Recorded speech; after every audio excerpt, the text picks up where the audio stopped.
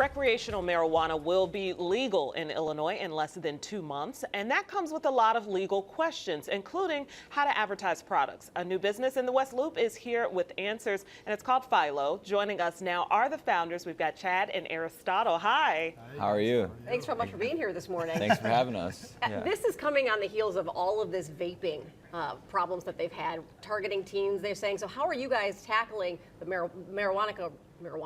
Yeah. Recreational marijuana on the heels of that? So we come from the technology background and marketing, and just like you mentioned, teens, what we built is a technology that's compliance as a service, so that if you are a marijuana company and recreational, you guys just mentioned Illinois 2020, that our technology will actually make sure that you won't be targeting anyone that's breaking any sort of rules or regulatory laws. So it's a very intrinsic process, what's happening currently in the marketplace, but you can't target around a school, you can't target around a church. There's a lot of different regulations by actual suburb or municipality. So that's what I was going to ask. How does that work between city? We have our own ordinances here, and then now we got all the towns and the suburbs and cities surrounding us. So you have to follow the rule. If you're running advertising in a specific city, suburb, municipality, you have to actually follow the rules within that location. So if you're running ads targeting someone, you have to actually make sure that the filters are set so that you don't actually run a non-compliant impression.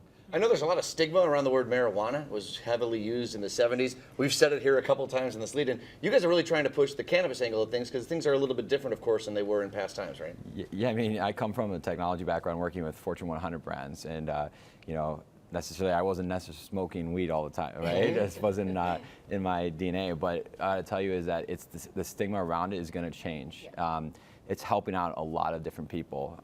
Since we've gotten into it, we've learned quite a bit. You're educated about how CBD helps. It treats autism, it treats epilepsy, it treats all these different health issues, and I think the stigma is going to change I'd say every 3 months. You're going to see more and more positivity around it. How do you? I was going to say, it goes even back to our name, right? Our name is Fyllo, which in Greek, I'm Greek, as you probably can assume, it comes from the Greek word philo, which means plant and friend. And the idea is to destigmatize it and to also bring education to also the benefits and the uses of the actual plant itself. How do you circumvent the waters? Because I know, like, a lot of the suburbs, you talk to some of my suburban mom friends, they don't want it in our communities. How do you get to them or get around them in advertising? I think it goes back to education. Yeah, I mean, I think advertising, you're going to reach people that may not be a marijuana advocate, right? But the whole thing is if you're a brand, how do you change that person's viewpoints? And that's what we're out to set out, help brands change the stigma. A lot of the states are doing what Illinois has done, obviously legalizing this sort of thing. But there is an elephant in the room, the idea that the federal government still classifies cannabis and marijuana as I think a Schedule I narcotic right now. Yeah. Have you had problems getting investors, or are there still people wary of getting into the business, knowing that at any point, I guess the Attorney General could come down and, in theory, stop all this? So we raised $18 million from venture groups. There are going to be some major venture groups that don't want to touch it.